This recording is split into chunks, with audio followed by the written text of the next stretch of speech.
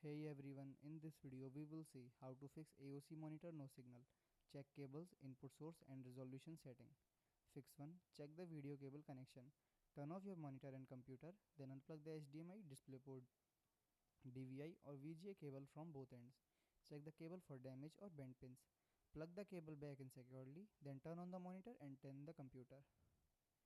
Second one is select the correct input source. Press the menu or input button on your AOC monitor, then open the input source menu.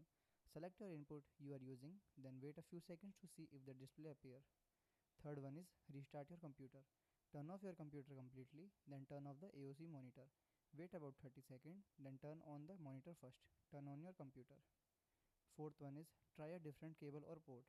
Replace the current video cable with another compatible cable. Connect the cable to a different video port on the monitor of computer if available.